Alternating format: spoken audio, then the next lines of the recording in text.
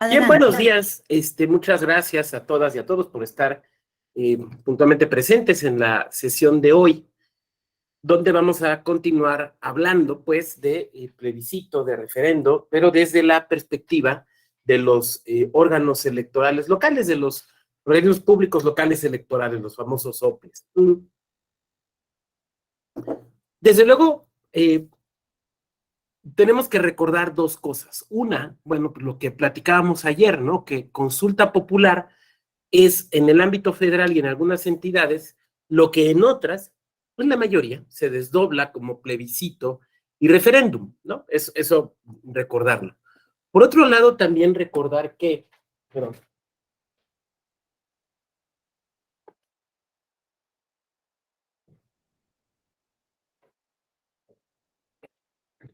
que entre un poco de aire porque está muy acalorado. Recordar también que en esta materia, en materia de mecanismos de consultas, los OPLES la desarrollan, digamos, de manera totalmente autónoma. Aquí no hay una coordinación obligatoria, vamos a llamarle así, con el Instituto Nacional Electoral. Cuando hablamos de las elecciones, digamos, de la democracia representativa, en temas como encuestas, sondeos, programas de resultados electorales preliminares, diseño de documentación y material electoral, entre otros, pues deben seguirse o deben ceñirse los soples a lo que determine el Instituto Nacional Electoral, pero no es así esto, insisto, en estos mecanismos. Entonces aquí sí se puede desplegar toda la inventiva, toda la capacidad creativa que pueden tener los organismos electorales locales, pero a la vez, y esto es importante tenerlo claro, pues toda la responsabilidad, ¿no? Que deben de tener. Eso es importante. No se trata solamente de decir, ay, aquí solitos nos mandamos, sino también decir, aquí va solito. Entonces, la responsabilidad, si las cosas no salen bien, pues es tuya y nada más. Bueno, les quiero platicar ahora, decía yo que ya era un poco teórica la clase, ¿no? Y que hoy iba a ser mucho más práctica. Porque hoy quiero platicarles específicamente de un plebiscito, de la operación de un plebiscito en el que me toca participar. Y lo voy a platicar pensando lo siguiente.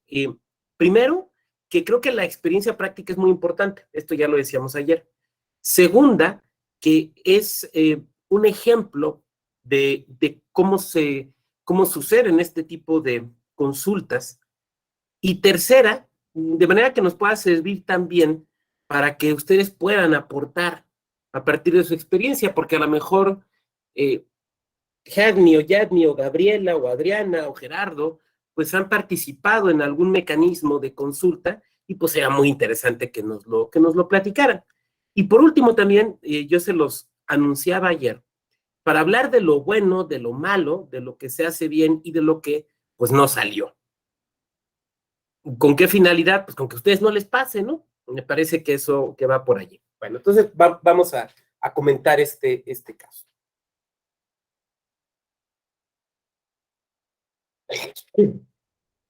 Ay, disculpen.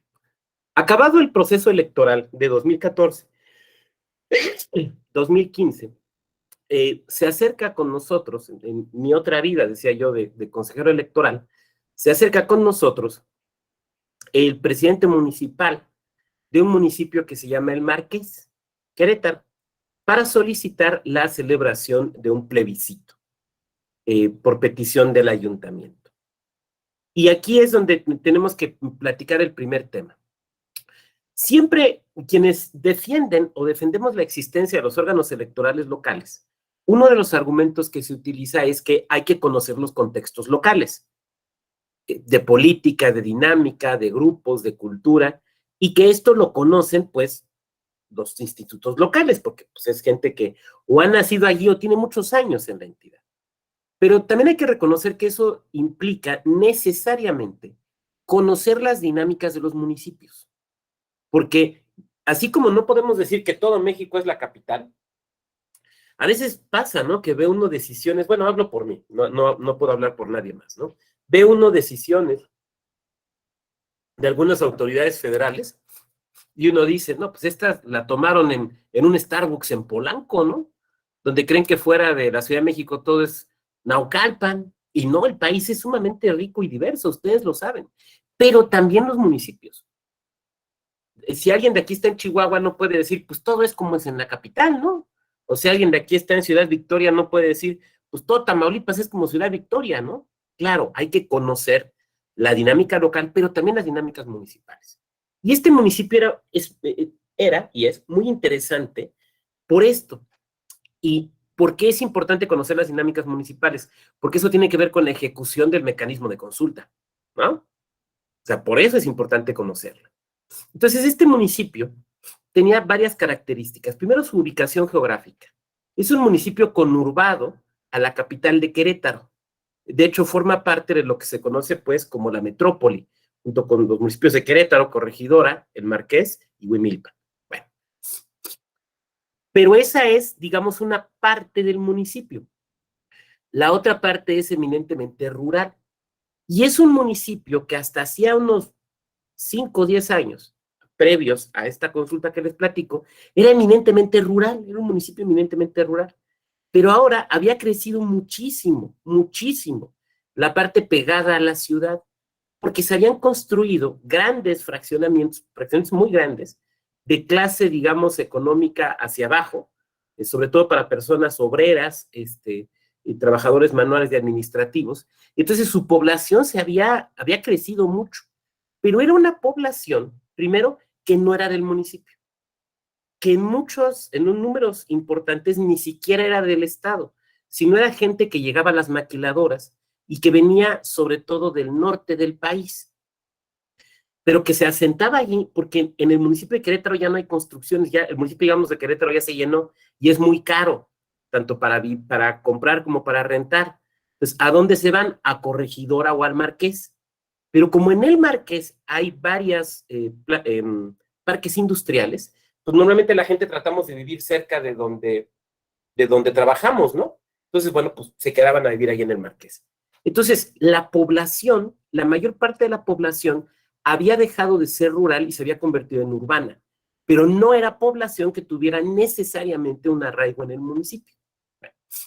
Por otro lado, era un municipio donde las elecciones habían sido muy peleadas, incluso la del proceso electoral 2014-2015, entre dos partidos muy peleadas. Ganó uno, pero el otro se quedó bien cerca. Y el candidato a presidente municipal que quedó en segundo lugar entró al ayuntamiento como regidor, porque iba de presidente municipal en la fórmula y de regidor plurinominal en primer lugar. Entonces entró de regidor. Entonces llegaba el presidente municipal electo y el primero que le plantaba cara, pues era el que había sido su contraparte en las elecciones y que se habían dicho, pues todo lo que se dice en las elecciones.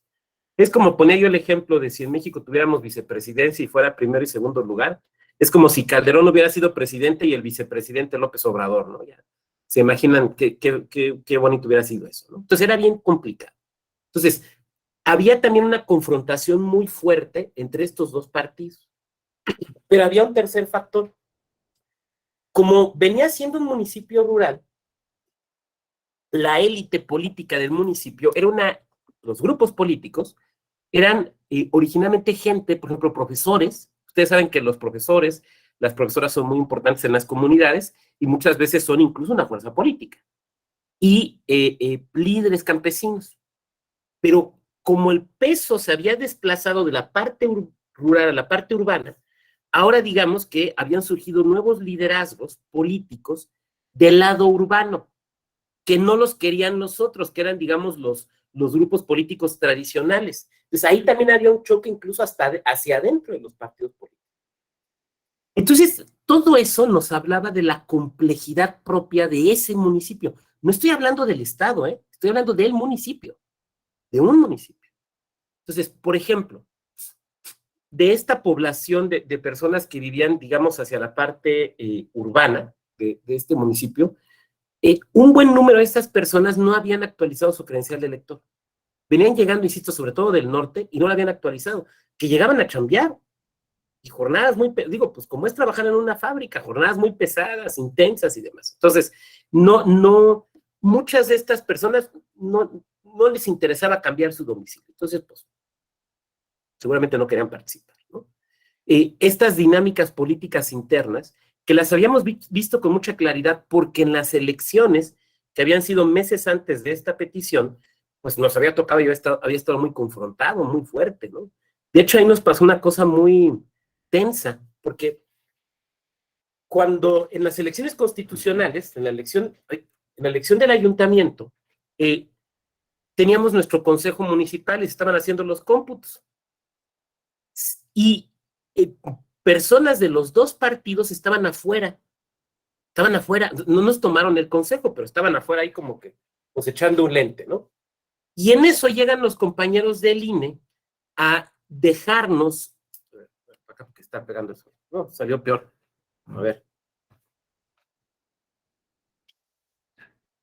a ver, sí, creo que ahí está. Llegan los compañeros del INE a dejarnos, no, me parece que aquí está mejor, a dejarnos paquetes electorales, porque ustedes saben que hay veces que en la jornada se equivocan, ¿no? Y te dejan el paquete local en el federal, o adentro del paquete federal viene lo local, o viceversa. Ya sucede poco, pero en 2014, 2015 sucedió mucho, porque fue, digamos, la primera vez que corrimos elecciones así. Bueno, entonces llegan a dejarnos los paquetes y lo que la gente ve es, están metiendo boletas. Ya se imaginarán cómo se nos puso aquello. Ya se imaginarán cómo se nos puso.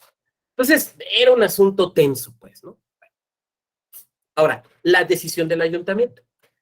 Cuando gana este presidente municipal de este partido, vamos a llamarle el partido A, porque era el PAN, cuando gana este partido y llega el presidente municipal, su idea es, encuentra que el servicio de recolección está siendo muy caro, que hay que cambiar los camiones, sale muy caro, y que no hay dinero, porque en los ayuntamientos nunca hay dinero, ¿no? Entonces, ¿qué hay que hacer? Se le ocurre que lo que hay que hacer es concesionar el servicio de recolección de basura. Pero los del partido de enfrente, el PRI, donde estaba el que había perdido, pues se oponen muy duramente y ahí agitan las cosas y todo. Entonces, alguien le dice, o al presidente municipal se le ocurre, decir, oigan, pues ahí está la ley de participación ciudadana, vamos a preguntarle a la gente, vamos a hacer un plebiscito. Además, ni lo hacemos nosotros, lo hace el Instituto Electoral, entonces no pueden decir que lo vamos a hacer canteado. Órale. Entonces, el cabildo decide que hay que hacer esta inquisición, y no me refiero al libro de Borges, que hay que hacer esta inquisición, esta pregunta a la ciudadanía. A ver, creo que aquí está mejor. Ahí está. Bueno, que hay que hacerle esta pregunta a la ciudadanía. Ahora, el problema ahí es que nos va a ver el señor presidente municipal con los regidores. Oigan, aquí está el acuerdo del cabildo, queremos que se haga el plebiscito y todo. A nosotros nos dio mucho gusto en el Instituto Electoral, porque, pues, a ver, tu función principalmente es hacer elecciones, consultas y demás. Entonces, que vayamos a hacerla, pues estaba muy padre, ¿no? Porque además en el Estado nunca se habían hecho, nos dio mucho gusto. Y como no, señor presidente, mire, pues tenemos que programar, tenemos que presupuestar, tenemos que ver varias cosas. Denos unos dillitas y vienen de nueva cuenta y nos sentamos a platicar y a ver números y todo. Muy bien. A los días, obviamente, pues ya nos organizamos con todo el personal, a ver, pues hay que verlo prácticamente como si fuera un proceso electoral, tenemos que hacer un calendario y tenemos que costear, ¿no? Tenemos que presupuestar. Y además había ahí un tema, ¿quién va a pagar? Que esa es una cuestión que vale la pena que ustedes revisen en sus leyes de participación, ¿quién va a pagar? Porque en nuestro presupuesto no estaba realizar un plebiscito en el municipio del Marqués. O sea, nosotros no lo habíamos presupuestado. Lo debe de pagar el gobierno estatal. El Instituto Electoral debe solicitar una partida extraordinaria a la legislatura. Y aquí yo no puedo darles una respuesta porque depende de sus leyes. Ustedes tienen que verlo en sus leyes de participación ciudadana. Ahora sí que se los dejo de tarea para que lo vean. En el caso de la de Querétaro decía que si el plebiscito lo solicitaba un ayuntamiento, lo tenía que pagar el ayuntamiento. Bueno, a los días nos vamos a reunir con el presidente municipal. Mire, pues aquí está el plan, lo que hay que hacer es esto y esto y esto. Estamos proyectando este número de centros de votación. Todo muy bonito y le gustó mucho. Mire, ahora, conforme la ley, pues ustedes lo tienen que pagar. Pues, ¿de a cuánto? Y cuando le dijimos la cantidad de millones de pesos en las que salía el asunto, no se cayó de la silla porque la silla estaba bien puesta, pero el alma se le fue al piso porque salía muy caro. Oigan, y que casi, una rebajita, ¿no? No, pues, don presidente, pues es que no. porque hay ciertos elementos que por ley se tienen que cumplir por criterios judiciales, y pues eso lo hace caro. Y ustedes saben que los ayuntamientos, yo creo que en todo el país, ¿no? Digo, a lo mejor ahorita alguien me corrige, a lo mejor Adeli me corrige, me dice, no, hombre, doctor, acá en el municipio donde yo vivo, el ayuntamiento hasta calles de oro pone porque nos sobra dinero. Pero ustedes saben que normalmente los municipios no tienen dinero. O sea, esos sí han vivido en pobreza franciscana por muchos años, ¿no? Oiga, pero yo he visto unos sueldotes, bueno, hay sus excepciones, pero por regla general no hay lana en los ayuntamientos. Y miren, yo fui director jurídico de un municipio y lo vi, ahora sí que lo viví para conseguir que pagaran, por ejemplo, eh, dinero derivado de sentencias de amparo, era un gorro hasta que me amenazaban al presidente municipal y entonces ya soltaban el dinero, ¿no? Y literalmente nos dice, oigan, no hay una manera de hacerlo más barato. Entonces, pues déjenos estudiar, presidente, a ver qué se puede hacer, pero pues yo creo que mucho no le podemos rebajar. Bueno, nos ponemos a estudiar de nueva cuenta el asunto y la ley de Querétaro, y esta es otra cosa que ustedes les voy a pedir que chequen en sus leyes, porque no lo tienen todas, lo tienen la mayoría. Viene ahora en las propuestas de reforma electoral, pero no todas las leyes locales lo tienen. Ok. Permitía o permite la votación usando medios electrónicos, o sea, urnas electrónicas. Lo permitía. Entonces dijimos, bueno, a ver, vamos a ver, nosotros no tenemos urnas electrónicas, pero hay estados que sí tienen. Durango, Coahuila, el propio INE. Miren, déjenme decirles algo. Diseñar una urna electrónica es bien barato, súper fácil. Para diseñar una urna electrónica es, compras la tableta más barata del mercado, la más barata, hechiza, que tú quieras, y en esa te va a correr algún programa que te va a funcionar como urna electrónica. Ese no es el problema. El problema es tener la cantidad de máquinas y que te aguanten el trabajo y que te duren lo que te tengan que durar. O sea, eso es lo complicado. O sea, el desarrollo del software, yo no soy informático, pero me explican los compañeros y compañeras informáticas, el desarrollo del software no es complicado. El hardware puede ser un hardware relativamente barato, pero tiene que ser un hardware aguantador, ¿no? O sea, a lo mejor compras la tabletita más sencilla y esa te sirve para pues, las elecciones en una secundaria, pero cuando vas a hacer elecciones en un ayuntamiento, no está tan fácil. Entonces hablamos con los colegas del Instituto Electoral de Participación Ciudadana en Jalisco. Oigan, ¿qué onda? Ustedes tienen urnas electrónicas que funcionan muy bien y tienen bastantes. Pues préstenosla para este ejercicio. Y entonces el Instituto de Jalisco, muy solidario, nos las prestó sin costo. Ahora, sin costo quiere decir que no nos cobraba por las urnas, pero sí había que hacer pagos. Por ejemplo, la transportación. Porque no es así como, pues ahí llévatela de 3,5 toneladas del instituto, o sea, ahí súbanlas ya y se las traen, ¿no? A ver, hay que embalarlas, hay que guardarlas adecuadamente, hay que saber, o sea, a ver, no estás transportando 3 palos ahí viejos que tienes, ¿no? Una, dos, tienes que comprarles un seguro, porque ¿qué tal que pues en el camino te las echas? ¿Qué tal si en el ejercicio se truenan? ¿Qué tal si ya en el instituto, donde, la bodega donde las guardaste, se inundó y ya se inutilizaron? Entonces tienes que comprarles un seguro. Bueno, entonces, pero reducían los costos muchísimo, porque no solo era la urna electrónica, sino era el hardware. Entonces, prácticamente todo lo que era documentación y material electoral, boletas, actas, te lo ahorrabas, te lo ahorrabas. Y también te ibas a ahorrar mucho en capacitación, porque, por ejemplo, todas las operaciones de cómputo y escrutinio lo hace la máquina, ya no tienes que capacitar a la gente con eso. Entonces, cuando Jalisco nos acepta la petición y vemos los costos, se reducen muchísimo. Si volvemos a hablar con el señor presidente municipal, oiga, pues mire, de los tantos millones de pesos, ya lo redujimos. Le va a salir mucho más barato. Entonces ahí sí el señor presidente municipal dijo, órale, va, va. Miren, tengo por aquí el documento, espérenme tantito, es que se los quiero mostrar. Miren, a ver.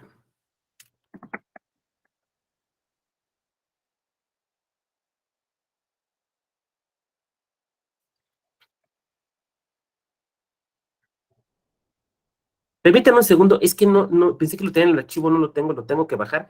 Me tardo menos de un minuto. porque quiero enseñarles, estoy bajando el archivito, quiero enseñarles varias cosas de ahí que pueden resultar interesantes. Pam, pam, pam, pam. Pues ahora está tardando. Yo diciendo que no se iba a tardar y se tardó.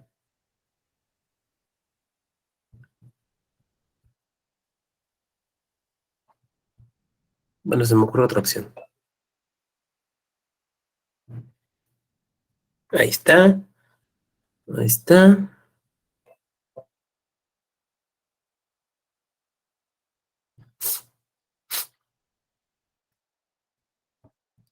Se supone que ahí está. A ver, vamos a ver si es cierto. Vamos a abrirlo. Aquí está.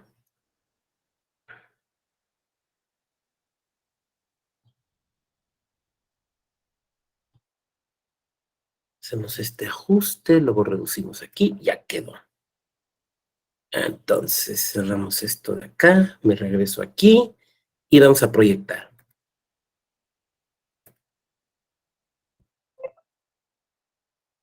Sí están viendo lo que estoy proyectando, ¿verdad?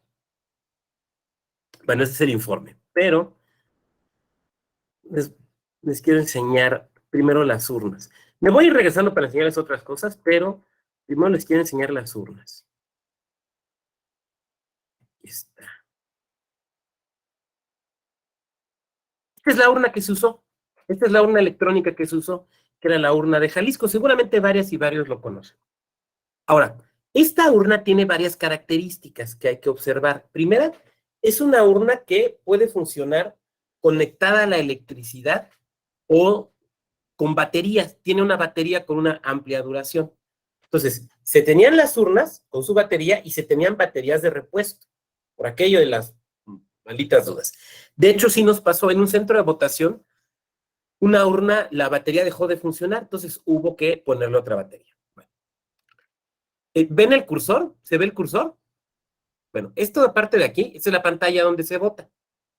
En la pantalla aparecía la opción, la pregunta acerca de la concesión, si estaba de acuerdo con la concesión de el servicio de recolección de basura, con tres opciones, que eran sí y no, las opciones, digamos, normales, y la opción anulo mi voto, porque en este diseño de consultas, cuando se usan mecanismos electrónicos, siempre hay que dejar la opción de anular el voto, porque en México hemos entendido que anular el voto es una opción que tiene el elector o la electora, ¿no? Entonces, no basta con que pongamos el sí y el no, hay que poner el anulo mi voto, porque la ciudadanía ahí puede anularlo. O sea, exactamente igual que como sucede con una boleta en papel, ¿no? O sea, con una boleta en papel puedes votar por las opciones, obviamente en un plebiscito, referendo o revocatoria son solamente dos, puedes votar por las opciones o puedes anular. Entonces, eso es importante. Ese es en esta pantalla. Entonces, la pantalla te desplegaba, tú llegabas al centro de votación, te identificabas con tu credencial de elector, se verificaba en la lista nominal, te pasaban, se activaba y con una clave, el presidente o la presidenta de la casilla o de la mesa de votación activaba, entonces te desplegaba las opciones. Entonces, ya le ponías sí, no o anular, lo que tú quisieras, ¿no?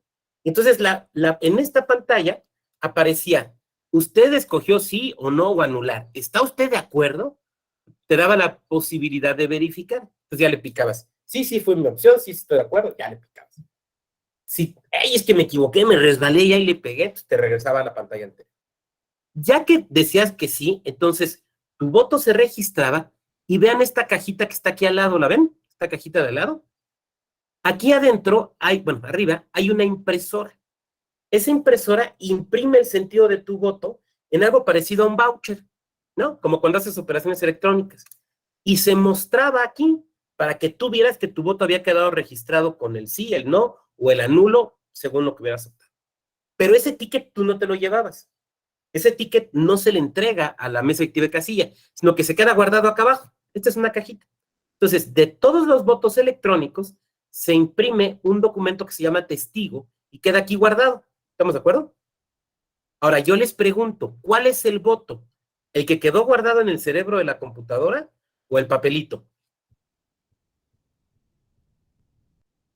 Esta es una pregunta muy importante. ¿Cuál es, Gerardo? El voto es el que queda guardado en la computadora, doctor. El otro es un testigo. Es un testigo que puede servir para dilucidar alguna impugnación si alguno de los participantes hay algún desacuerdo. Porque efectivamente que lo que se va a contar es la decisión ya marcada en un software determinado. Podríamos incluso decir que las dos cosas son el voto, ¿sí?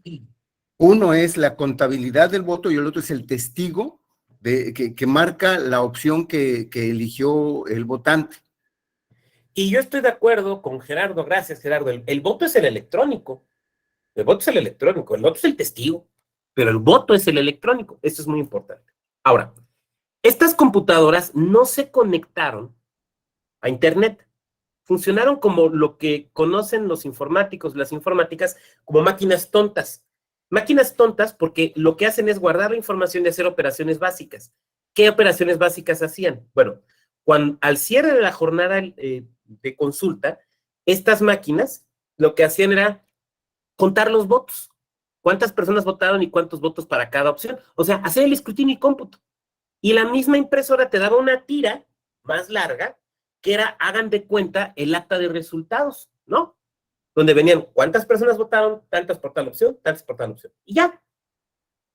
Entonces, se elimina la parte, se elimina sobre todo la parte del error en la votación, ¿no? Ya ven que siempre tenemos, los mexicanos y las mexicanas somos muy creativos, ¿no? O sea, te dicen, vota con una X, pero no votamos con X, sino subrayamos, comentamos, dibujamos, muchas cosas. Entonces, todo eso se elimina y por lo tanto también se elimina la discusión acerca del sentido del voto. Ya no tienes a los representantes del partido, oiga, no es que yo creo que aquí claramente está marcado, sí, pero mira, aquí parece otra marquita, no, pero se entiende que se le dobló, no se entiende ni mangos. Todas esas discusiones que ustedes y yo conocemos, que no voy a hablar de ellas ahorita, por respeto, desde luego, a lo que ustedes conocen, porque ya las conocen. Entonces, otra virtud es que el escrutinio y cómputo lo tienes muy rápido, muy, muy rápido, porque no hay discusión. No hay discusión. Miren, yo creo que a veces algo de lo que no les gusta a algunos partidos, o sobre todo a algunas personas, mejor diría yo en los partidos, del voto electrónico es que les elimina la posibilidad de discutir los votos. Hay personas en los partidos políticos que están muy acostumbradas a discutir los votos. Entonces, les quitas esa opción y lo que estás haciendo es decirles, la habilidad y el conocimiento que tú tienes ya no sirve. Entonces, pues eso nunca es bonito que te lo digan, ¿no? Es como cuando, pues, no sé, yo aprendí taquimecanografía, pues ya no se usa, ¿no? Ya es un conocimiento obsoleto, por lo menos la taquigrafía. Bueno. Con estas máquinas lo que sucedía, sí, voy a avanzar un poquito, Jonathan, y con gusto. Con estas máquinas lo que sucedía es que al término de la votación, te las llevas al instituto electoral y el personal técnico extrae la información. O puedes dejarlas sin sacar la información porque ya tienes impresas las actas, ¿no? Ya no necesitas eso. Bueno, entonces, estas fueron las computadoras que se usaron. Muy bien. Jonathan, ¿querías comentar algo? Adelante. Gracias, doctor. Buenos días a todas y a todos.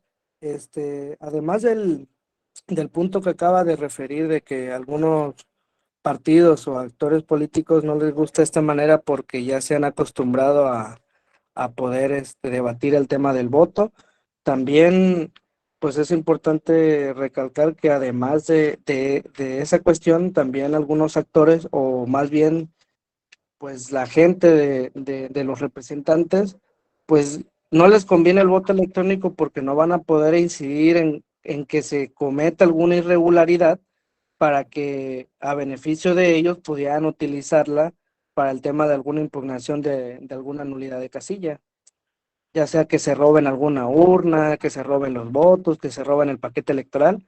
Esto yo creo que sí ayuda, aparte de económicamente, la agilidad del mismo proceso electoral y un tema de darle certeza, porque a uno que se pudieran robar la urna electrónica, los datos ya quedan guardados en un sistema. Es correcto, sí, da más seguridad. Es correcto, tienes toda la razón. Gracias, Jonathan, por el aporte. Miren, este es el municipio. Quiero que observen algo. Esta parte de aquí Es la parte que está pegada a la ciudad de Querétaro, por eso las secciones son más pequeñas, porque están más pobladas. Acá, esto de acá, es la parte rural de esta situación que les estaba yo comentando, ¿no? Bueno, las secciones, esto yo creo que no tiene caso. Bueno, la urna ya la vimos. Ahora, déjenme decirles algo. La decisión de usar la urna electrónica no fue una decisión pacífica, ¿eh? En la discusión que tuvimos al seno del Consejo, porque obviamente antes de proponérsela al ayuntamiento, nosotros teníamos que discutir si estaríamos de acuerdo en conducir una elección con urna electrónica. Y en el seno del Consejo, o sea, nosotros, los consejeros y las consejeras, no todos estaban de acuerdo, ¿eh? No todos. Y hubo compañeros integrantes del colegiado, ya no les voy a decir quiénes, pero pues ahí están las sesiones, que estaban en contra. No, tiene que ser en papel, no, de forma tradicional, porque la gente lo que decían es, la gente es como está acostumbrada a votar. Entonces, sobre todo en el área rural, les vamos a meter una forma tecnológica, mejor no. Pero a la hora de la votación, pues ganó el sí. Entonces se lo ofrecimos al ayuntamiento, el ayuntamiento vio una significativa reducción de costos y dijo, no, pues así sí me alcanza. Entonces vamos a echárnoslo así. Pero insisto, no fue una decisión pacífica, ¿eh? Porque una cosa es que la ley te diga que se puede usar, y otra cosa es que el órgano electoral decida que los va a usar. Son dos decisiones distintas. Ahora, yo no puedo llegar aquí a decirles, no, siempre usen el formato de urna electrónica, porque más certeza y más seguridad. Porque a lo mejor León Felipe me levanta la mano y me dice, oiga, doctor, pero aquí en la orografía de tales y tales y tales municipios, pues no se puede, porque no va a haber electricidad, porque las baterías duran poco tiempo, no va a haber dónde recargarlas. Entonces, lo que estoy tratando de decir es que, no sé, yo no puedo decir, yo creo que nadie puede decir, no, ya todo electrónico, no, sino es una posibilidad, ¿no? Que hay que ver si la ley lo permite y si es adecuado para el lugar donde se va a realizar. ¿Qué fue una de las cosas que nosotros hicimos? Miren, pero miren, ahí estoy más gordito ahí. A este señor ya lo conocen. Este era el presidente del instituto, y este era nuestro señor secretario ejecutivo, don Carlos Eguiarte, que ahora es consejero, pero ahorita lo voy a platicar. Les voy a decir algo pero que no, les cuento un chisme, pero que no salga de este salón virtual. La corbata que traigo es una corbata de la marca de Donald Trump. Pero es que la compré antes de saber que Donald Trump es lo que es, y la agarré en una barata y estaba bonita. Pero bueno, pero miren. Bueno, este es el personal con el que trabajamos, los compañeros. A ver, aquí, estas fotos. Nosotros tuvimos que hacer, cuando se decide que va a ser urna electrónica, hay una realidad. La gente no está acostumbrada a votar en urna electrónica, ¿no? Entonces, hay que socializar las urnas. ¿Es fácil y es sencillo? Sí. Es incluso más sencillo que operar un cajero electrónico.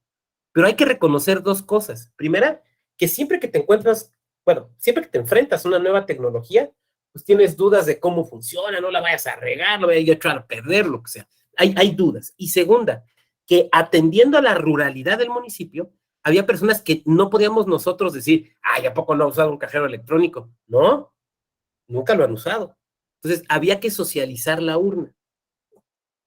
Hicimos dos distintos ejercicios de socialización. Primera, estarla llevando miren, aquí les voy a poner otra foto. Primero, estarlas llevando a las comunidades. Por ejemplo, miren, aquí están atrás. Estarlas llevando a las comunidades. Segunda, para que la gente le picara, la viera y se empezara a familiarizar, ¿no? Segunda, presentarla también a los medios de comunicación, porque era la primera vez que se hacía un ejercicio de este tipo. Los medios de comunicación estaban muy interesados, por obvias razones, pero pues no conocían tampoco la urna, entonces vengan y conózcanla. Y también con las personas de los partidos políticos, porque aunque los partidos formalmente no tenían representación en las mesas receptoras de voto, pues son integrantes del Consejo General. Entonces, pues ahí participan y tienen voz, entonces hay que socializarlo. Entonces fue lo que hicimos, la socialización de las urnas. Segundo, y es donde les quiero mostrar esta foto. Segundo, cuando se aprueba la realización del plebiscito, pues hay que presentar las voces a favor y las voces en contra, ¿no? O sea, quienes están a favor de la concesión y quienes están en contra de la concesión. Pero esto hay que hacerlo de una manera ordenada. Ahora, ¿cómo lo hicimos? Bueno, decidimos hacer dos cosas. Una, las mesas de discusión ciudadana. ¿Qué es esta? Esta es en la Casa de la Cultura de ese municipio. Aquí en la mesa están, este señor de aquí es, el del primero de la izquierda era el señor director general ejecutivo de organización electoral, José Eugenio Plasencia Sarazúa, ahora consejero. El de en medio era el secretario ejecutivo, Carlos Eguiarte Mereles, ahora consejero. Y la de la derecha, la directora ejecutiva de Educación Cívica y Capacitación Electoral, ahora consejera, María Pérez. Los tres ahora son, los dos y ella ahora son consejeros. Gente competente, ¿no? Bueno, entonces, se organizaron foros en distintas partes del municipio, donde quienes querían hablar a favor y en contra se registraban. Es una mesa rusa, se fijan, ¿no? Entonces, de un lado los están a favor, de un lado los están en contra. Y pues aquí la gente que asistió al evento, además se transmitía por internet. Entonces, se les invitaba para que pudieran participar. Bueno, de esta manera se hacían estos foros y se ventilaban las opiniones a favor y en contra. Ahora, yo platiqué hace un rato que detrás de esto había una confrontación entre partidos políticos, ¿se acuerdan?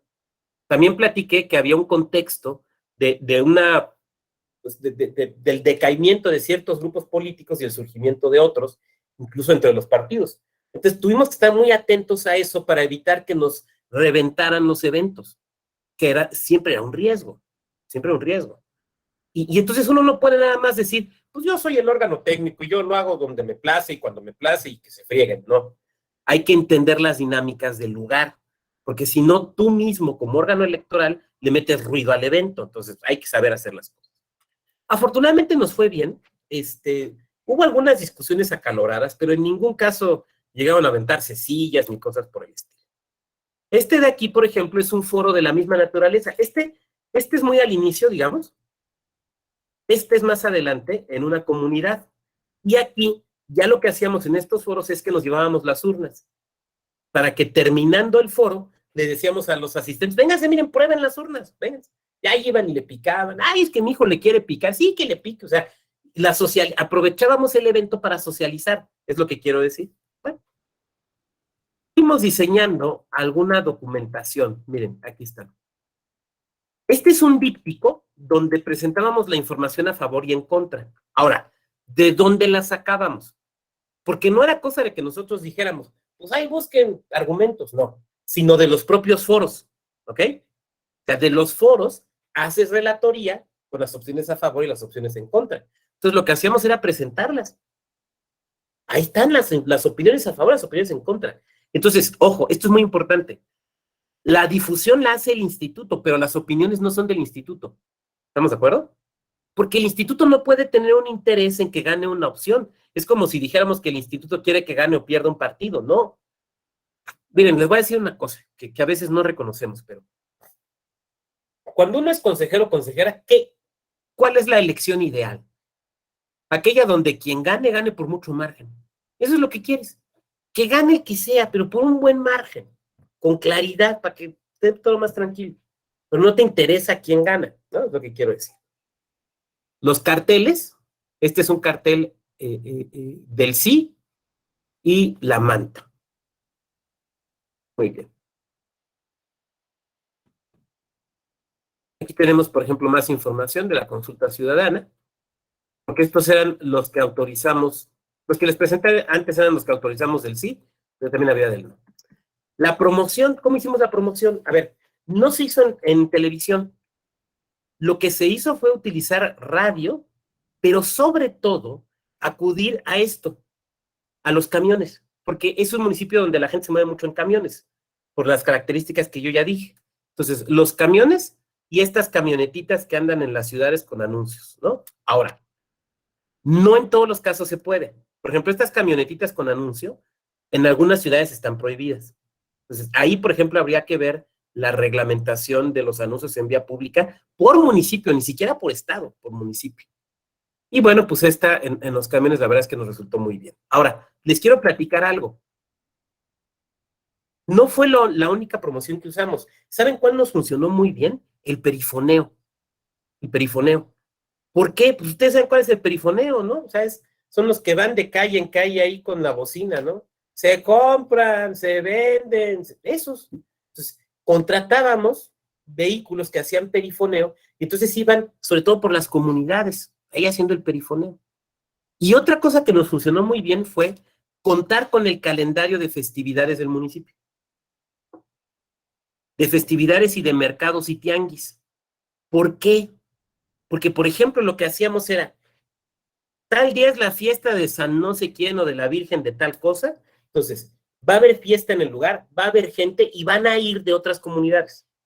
Tal día es el día del tianguis en tal lado, entonces la gente va a salir y van a ir de otras comunidades a comprar. Entonces, los días de fiesta o de tianguis, mandábamos el perifoneo y nos íbamos a volantear al tianguis, al mercado público, ahí, órale. Porque ese día impactabas con mucha gente. Normalmente eran sábados y domingos. Entonces, esos días impactabas con mucha gente. Ahora, alguien de aquí me va a decir, oiga, doctor, pero aquí estoy en una ciudad grande, eso no se estila. Ah, es que ese es el tema. Tú tienes que saber cuáles son las costumbres del lugar. Tú tienes que conocer el lugar. Si el plebiscito no hubiera sido en un municipio mixto entre rural y urbano, si no hubiera sido totalmente urbano, probablemente nos hubiéramos parado afuera de los Starbucks repartiendo volantes, ¿no? Pero en un municipio con un fuerte componente rural, hay que entender las dinámicas de la gente para hacerlo de otra manera. Eso es lo que quiero dejar claro con ustedes. En el proceso todo fue fluyendo muy bien, todo fue fluyendo de manera muy adecuada, todo sin mayor problema. Viene el día de la jornada y pues ustedes saben que siempre, sobre todo en un municipio donde las cosas estaban, pues había cierta confrontación, pues había que tener ciertos cuidados, ¿no? Entonces, por ejemplo, no se puso el mismo número de casillas, sino que usamos centros de votación. Entonces, lo que hicimos, por ejemplo, fue en escuelas donde ponías 4, 5, 7 casillas, poníamos un solo centro de votación. Eso fue lo que hicimos y nos funcionó bastante bien con las urnas. Obviamente había mesas receptoras del voto, digamos, similares a una mesa electiva de casilla. Ahí ustedes tienen que revisar en su ley por cuántas personas y por qué cargos se conforman. No necesariamente son los mismos de una casilla de elección representativa. Se capacitó a la gente, la capacitación fue muy fácil, fue muy rápida, fue muy económica también, porque eliminamos pasos. Entonces, por ejemplo, toda esa explicación que hay que dar y que ustedes saben que es bien compleja acerca del voto nulo, ya no hubo que darla, porque ya no había la posibilidad de que ahí maltacharan la boleta, ¿no? Entonces, muy bien. A las funcionarias y funcionarios se les enseñó la urna electrónica, no hubo mayor problema, las instalamos con tiempo, teníamos personal técnico listo en el municipio por si había algún fallo, solamente hubo uno. En un centro de votación, una de las urnas que teníamos se apagó, porque la batería se movió, se fregó, la batería se les conchinfló, diría mi abuelito, ¿no? Entonces, hubo que mandar otra batería, pero estas máquinas lo que hacen es que se guardan en el cerebro la información. Entonces, cuando se prendió la computadora, digamos que se imprimió una especie de acta parcial, los votos no se perdieron. Entonces, no hubo mayor problema. Nos coordinamos con las autoridades fiscales, hubo algunos rondines, digamos, pasó muy tranquilamente. La votación fue menor, tristemente nos hubiera gustado que fuera amplia, fue pequeña, pero digamos que fue tranquila. Bueno, nosotros preveíamos que, y tomamos otra decisión para abaratar los costos. No instalamos consejo electoral municipal, sino que el consejo general era quien iba a realizar esas funciones, el consejo general del instituto. Entonces nos abaratamos el instalar el consejo con auxiliares y pagar a las consejerías y todo eso. Entonces todo eso se lo conseguimos abaratar al municipio. Bueno, nosotros pensábamos que íbamos a acabar muy temprano ese día, pero déjenme decirles que fue una de las sesiones más largas que tuvimos, más larga que la sesión incluso de elección de gubernatura. ¿Por qué? ¿Qué pasó? Estábamos en sesión permanente, estábamos instalados en sesión permanente, ahí estábamos en Santa Paz. Y nos van reportando, ya se están cerrando, se están imprimiendo los resultados, las hojas de resultados, están levantando las actas de casilla, hay que levantar actas, todo va fluyendo muy bien, van llegando, obviamente nosotros tenemos que hacer un operativo para recoger las urnas electrónicas, o sea, no era cosa de que ahí el presidente de casilla le metiera en la cajuela de su Chevy y se la llevara, Entonces había que hacer todo un operativo, todo fluyó muy bien. Nos llegaron las máquinas sin problemas, ninguna golpeada, ninguna rayoneada, no se robaron ninguna, todo muy bien. Todas se imprimieron, todo perfecto. Bueno, y de repente llega el candidato a presidente municipal, aquel que había entrado de regidor, el que había perdido, y llega muy enojado con gente de su pues, simpatizante. Es que ya sabemos que ganó el sí concesionar, pero estamos en contra porque es que muy molestos, ¿no? Entonces los empieza, hacemos un receso en la sesión, ahí tenemos a los partidos y todo, hacemos un receso y lo empieza a atender el presidente del instituto. Ah, mire, pues apenas están llegando resultados, todavía ni nosotros sabemos, vamos a ver quién ganó, estoy tranquilo. Yo, perdonen la confesión que les voy a hacer, pero creo que esto tiene que ver con la importancia de lo que pasó. Me voy al baño y de repente oigo la voz de la secretaria de presidente buscándome. Doctor, va, maestro Vago, maestro Vago. Y yo dije, me están sacando del baño. Nunca me había pasado. Nunca. Entonces yo dije, ¿qué está pasando? Ahora sí que, ¿qué está pasando? Dice, ¿no? ¿Qué está pasando? ¿No? ¿Por qué? Pues algo. Pues ahí les va lo que pasó.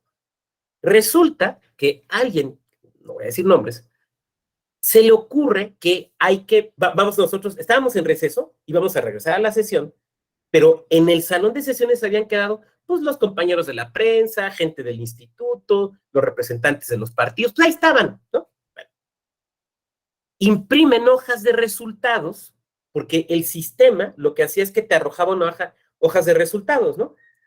Imprimen y lo reparten. Estaban mal.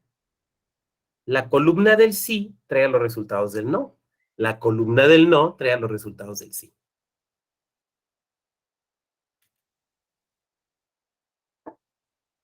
Y cuando se dan cuenta del presidente, pues arde Troya. Pues vénganse a una previa, rápido aquí. ¿Qué vamos a hacer? Pues empezamos a discutir opciones. Y había quien decía, pues ¿cuál es el problema? A ver, sí lo repartieron, sí fue nuestra gente la que lo repartió, pero formalmente no estábamos en sesión, estábamos en receso. Simplemente desconozcamos el documento. Y otros decíamos, no, no lo podemos desconocer, porque lo repartió nuestra gente, trae nuestro logo, o sea, no podemos desconocerlo. Bueno, vamos a decir lo que pasó, que estaban cambiadas las columnas, y ya con eso. No, porque hay un principio electoral que es el principio de certeza. Nosotros tenemos que atender al principio de certeza. Entonces, ¿qué vamos a hacer? Obviamente ya imaginarán que nos enojamos, ¿cómo es posible? ¿Por qué salió chueca la columna? Y ahorita les voy a decir que fue lo que pasó, pero se los voy a ir narrando, digamos, cronológicamente. Entonces lo que propuse y decidimos fue hacer lo siguiente. Pero bueno, a ver, yo quiero escucharlos primero, escucharlas. ¿Ustedes qué harían? Ya lo sacaron del baño, ya se metieron a la reunión, hay que resolver. ¿Ustedes qué propondrían? ¿Qué se les ocurre? Gerardo, adelante. Yo creo, doctor, que en primer lugar, lo que habría que hacer es identificar en dónde estuvo el problema. Lo primero, antes de comenzar a tomar acciones, porque creo que identificando dónde estuvo el problema, se puede llegar a una solución que satisfaga a todos. Primero. Ahora, estando en el fragor de la batalla, eh, precisamente para eso son los testigos, para que en un caso de controversia pueda acudirse a ellos y rehacer todo el cómputo. Es un chambal, pero es un recurso que se puede utilizar porque está el testigo físico. Es una de las bondades de ese tipo de máquinas. Y además, bondad que no permite la mano humana, porque la máquina de Jalisco solo muestra el testigo y lo vuelve a guardar, a diferencia de otras máquinas. Creo que eso es lo que se tendría que hacer, o alguna de las soluciones que se tendrían que realizar.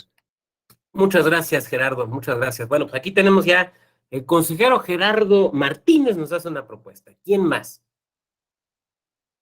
A ver, el consejero Axel, la consejera Sujei, consejero José Hernández. ¿Qué se nos ocurre? ahí es donde uno les quita el sueldo, ¿no? Ahí es donde, ay, porque además lo primero que piensas es, me van a remover, ya la super regamos, me van a remover.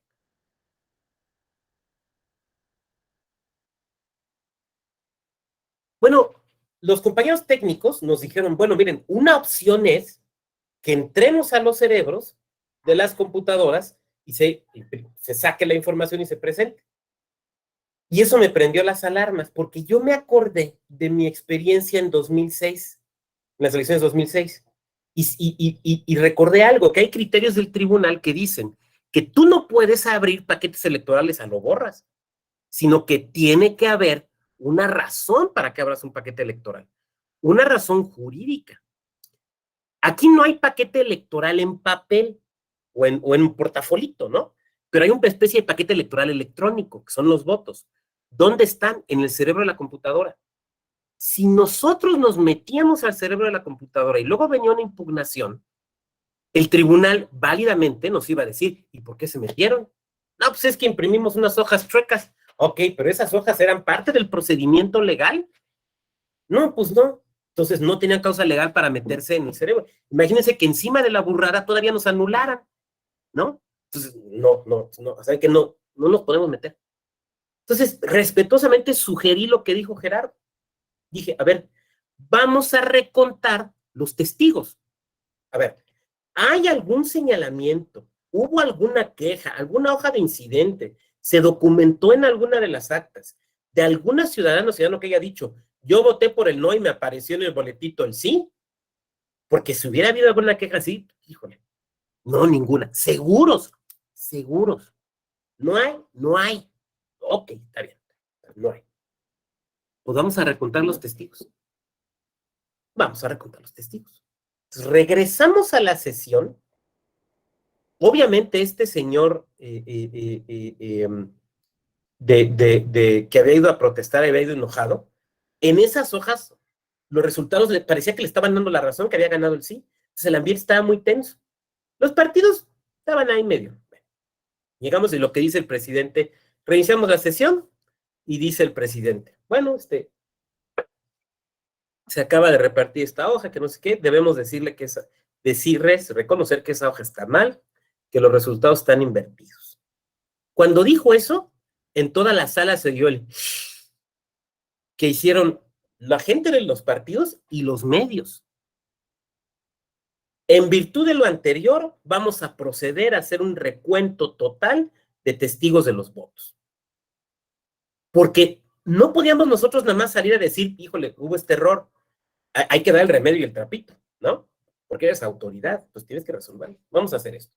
Y vamos a hacerlo tal y como la ley electoral contempla que se debe hacer un recuento total. Por lo tanto, vamos a hacer equipos de trabajo. Cada mesa presidida por un consejero del Consejo General y donde va a haber representantes de los partidos políticos. Por lo tanto, le damos, creo que fue una cosa y media hora, 45 minutos a los partidos para que nos acreditaran quiénes iban a ser sus representantes. Y entonces todos los partidos, ¿pero cómo? Pues y ahí en corto empezamos a platicar con los representantes. Mira, papá, pasó esto. Por eso vamos a hacerlo así. Bueno, pues está bien. Y los de los medios que pensaron que ya se iban a ir a dormir, pues se quedaron, ¿no? Bueno, les voy a enseñar la foto del recuento. Yo tengo una suerte para los recuentos. En todos lados me tocan recuentos. Me tocó recuentos en el IFE, me tocó recuentos en el Instituto Electoral, me tocó recuentos ahora en el tribunal. Voy a hacer los recuentos un día de estos. Voy a salir ahí, los recuentos. Me tocan todos, administrativos, judiciales. Y el día de mañana que inventen otro tipo de recuento me va a tocar. Ya. Aquí estamos en las entrevistas, en los medios. Aquí estoy yo muy serio. Esa corbata aún la tengo, también ese saco. Pero y como ya bajé de peso, ya los mandé a recortar el saco. Pero bueno. Miren, aquí estamos en esto de la socialización de las urnas. Pero bueno, aquí está la capacitación. Aquí estamos en las pruebas técnicas. Pero me quiero ir a los recuerdos. Miren, estas son las mesas el día de la votación. Bueno, la hoja de incidentes, la constancia de clausura, los documentos, el layout. Pero les quiero enseñar la foto del recuento. La mesa, la gente muy feliz votando. Aquí estamos. ¿Ven estas fotos? Estas fotos son en el recuento. Bueno, aquí me ven, yo estoy presidiendo esta mesa. Está mi compañera Gema, consejera que estaba ahí asomada, la licenciada Rosa Marta García, que ahora es consejera, en ese entonces era coordinadora de un área, y este señor de enfrente es el excelentísimo señor embajador de los Estados Unidos mexicanos ante la República de Corea, pero que en ese entonces era el representante y presidente estatal de Morena, don Carlos Peñafiel. Voy a decirles algo, Carlos fue el único de los partidos que se quedó hasta que acabamos al día siguiente. Él sí aguantó lo que aguantamos todos, o sea, él sí se quedó hasta el final. Esta foto es más o menos a medianoche, porque pueden ver que todavía hay pues, más o menos gente, están las mesas y demás. Este compañero es el representante del PRI, mi compañera Jazmín, la consejera Jazmín Escoto, aquí estamos. Entonces, ¿dónde instalamos el recuento? ¿Dónde lo hicimos? En el salón de sesiones. Aquí estamos en el salón de sesiones. O sea, aquí lo que estamos recontando son los votos. ¿Ven este bonchecito que hay aquí? Perdón, los testigos. ¿Ven estos papelitos de aquí que parecen como recibos electrónicos? Son los testigos. Estos son los testigos. Aquí están las urnas. Esta es una urna. Porque lo que hacíamos era que, a ver, cuando haces un recuento, tú pides que te lleven el paquete de la bodega, ¿no? Y se lleva un control. ¿Qué paquetes hay en la bodega? ¿Quién se lo llevó? ¿En qué momento? Todo el control que se tiene que hacer. Aquí se llevó exactamente igual. Lo que te llevaban era la urna, el consejero metía la mano en la cajita, sacaba los testigos, mostraba que quedaba vacía, bueno, el consejero o la consejera, y procedíamos a hacer el cómputo manual, ¿no? Aquí está. Bueno, el escrutinio y el cómputo manual. Aquí estamos. O sea, aquí lo estamos haciendo. Aquí estamos. Fue la noche triste. Lo estamos haciendo. Pasó una cosa muy interesante.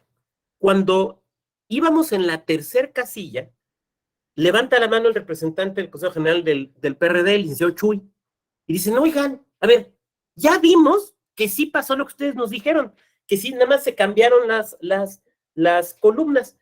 Ya, ahora sí que les creemos, ¿por qué no lo dejamos allí?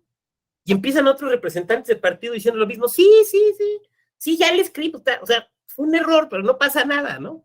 Así como, pues, ya vámonos, ¿no? Van a cerrar los tacos. Pero lo que les dijimos es, no. Ya se decidió realizar el recuento, ahora lo tenemos que acabar. Porque miren, cuando es un recuento solicitado por un partido, pues puede desistirse, ¿no? Y se tendrá que analizar si procede o no el desistimiento. Pero cuando es un recuento ordenado por la propia autoridad, ¿cómo vas a decir, ay, fíjense que siempre no? No, vamos a acabarlo. Entonces, el cómputo, el recuento total lo acabamos como 8:30, 9 de la mañana al día siguiente. Acabarlo, mártires de la democracia, bueno, pues ni tanto, estuvo bastante entretenido, pero digamos que sí. Pues no, lo tuvimos que acabar. Y efectivamente fue el error del intercambio de las columnas. Yo me quedé pensando, yo dije, esto nos lo van a... Y ganó el no. Entonces, cuando este señor que había ido a protestar vio que realmente iba a ganar el no, pues ya se fue bien tranquilo y bien contento, ¿no?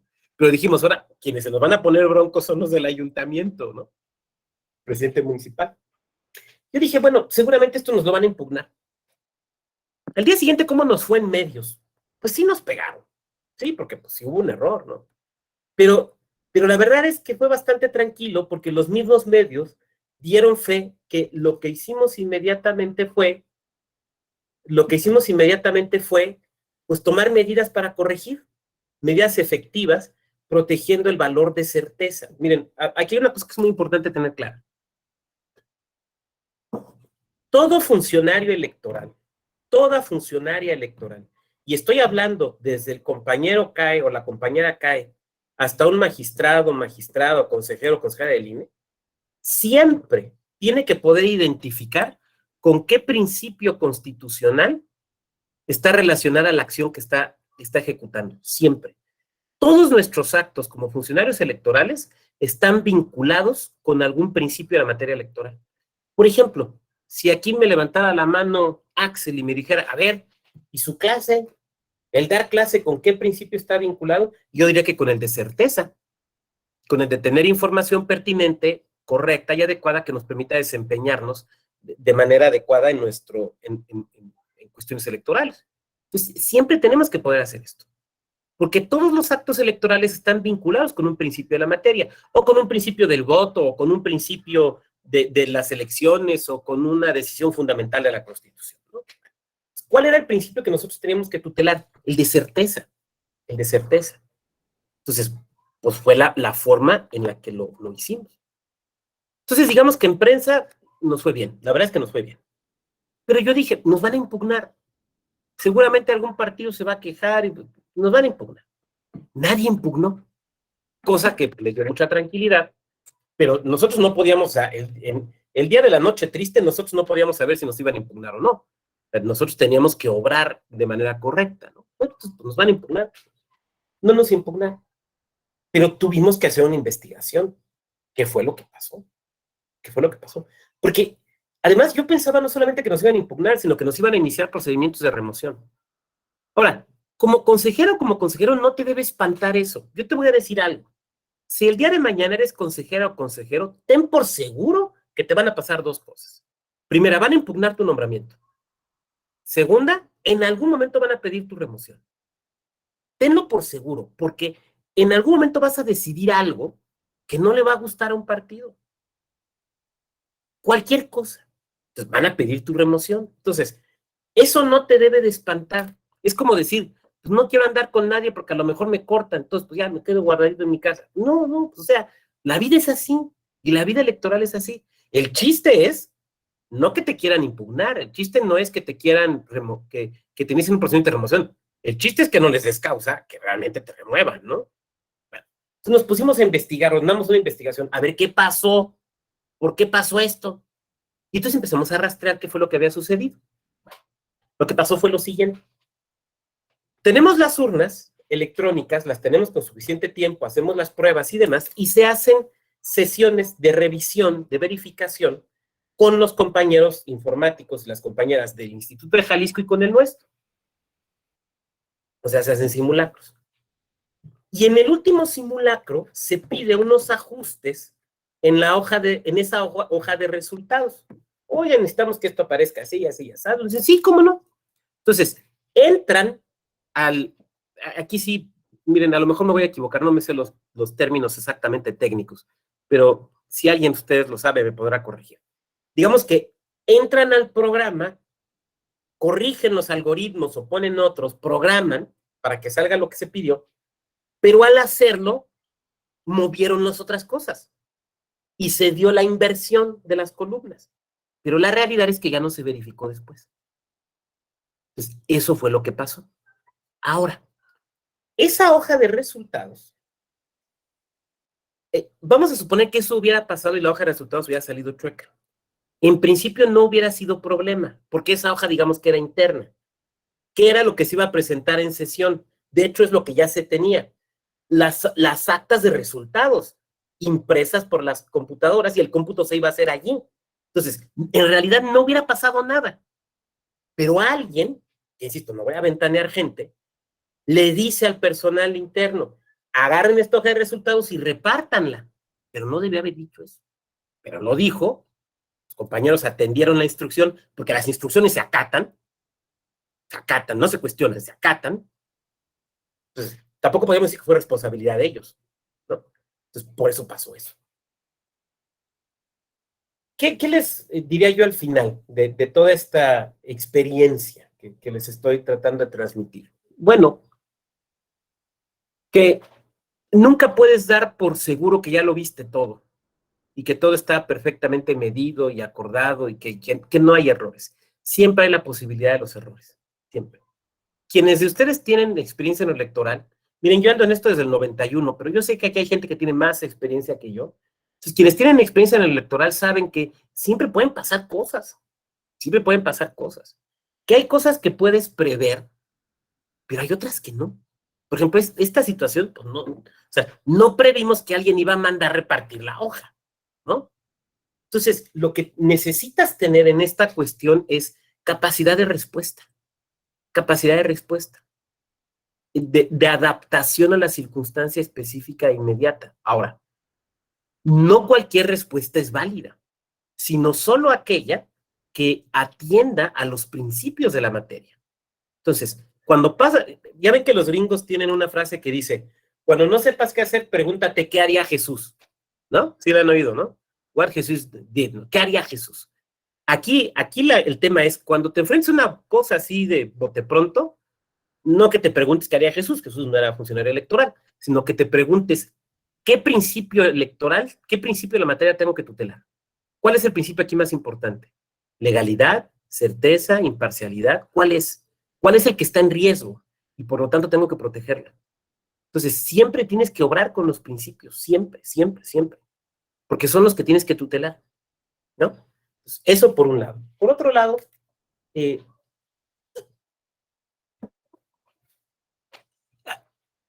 yo creo que es muy positivo que se realicen mecanismos de este tipo. Yo soy un creyente, más de la democracia deliberativa, pero también de la democracia participativa. Yo creo que hay que, lejos de buscar cómo le hacemos para que no se hagan consultas, plebiscitos o referendos, hay que decir cómo le hacemos para que sí se hagan. Porque tiene que ver con un derecho político de la ciudadanía, que es el derecho de participación. O sea, aquí no podemos estar como en los juzgados de distrito y en los colegiados, buscando causales para decir que no, ¿no? Ya ven, ahí buscan causales de improcedencia. Ahora, no es culpa de ellos, así está hecha la ley. Aquí nosotros no debemos, creo yo, como funcionarios electorales, decir, no, ¿cómo hay un plebiscito? No, qué flojera, venimos saliendo de elecciones. No, al contrario, es, ¿cómo le hacemos para que sí se haga? ¿Qué herramientas nos da nuestra ley para poderlo hacer de forma eficaz, segura y económicamente posible? ¿No? Porque nosotros le pudimos haber dicho al marqués, pues te friegas, las boletas tienen que estar impresas en hojas de oro, porque así salen bien bonitas, y si no lo puedes pagar, pues mejor no lo hacemos. No. Porque en el fondo, fíjate, en el fondo no es que tú hagas lo que la autoridad quiere, en el fondo es que tú le garantices a la ciudadanía su derecho de participación. Es eso. Y ese es un derecho constitucional y una obligación, está en el 35 constitucional. O sea, no es una graciosa concesión, no, está en la Constitución. Otra cosa es si quieren que discutamos, oiga, doctor, pero no le parece que nuestra democracia solo debería ser representativa. Bueno, pues ahí podemos entrar a discutir. Que les diría que no, pero podríamos entrar a discutir eso. Pero ya está en la Constitución. Y a ti, tú como funcionario electoral, tú como funcionario público, acuérdate, o sea, cuando te nombran funcionario, ¿qué es lo primero que tienes que hacer? Antes de preguntar cuánto gano y dónde voy a estacionar mi carro y cámbiame los muebles de la oficina, lo primero es, protestas el cargo, ¿no? O sea, lo primero es, te sujetas a la Constitución. Antes de que ya andes buscando que la secretaria te sirva un café, tu primera obligación es protestar, cumplir con la Constitución, la tienes que cumplir. Y la Constitución dice que es un derecho de participación política y tú tienes que tutelarlo y protegerlo, lo dice el primero constitucional, ¿no?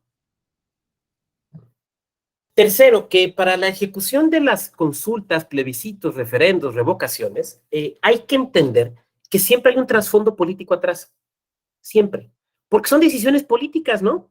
Son decisiones políticas. Entonces, como va a haber un trasfondo político atrás, el órgano electoral no puede ser ciego a ese trasfondo, debe de entenderlo, debe de comprenderlo, debe de entender y comprender las dinámicas del lugar donde se va a hacer para que lo pueda hacer de la manera más adecuada y de la mejor forma, ¿no?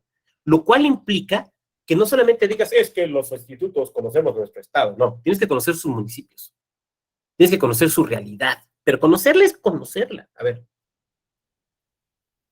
Y conocerla implica ir, escuchar, atender, estudiar.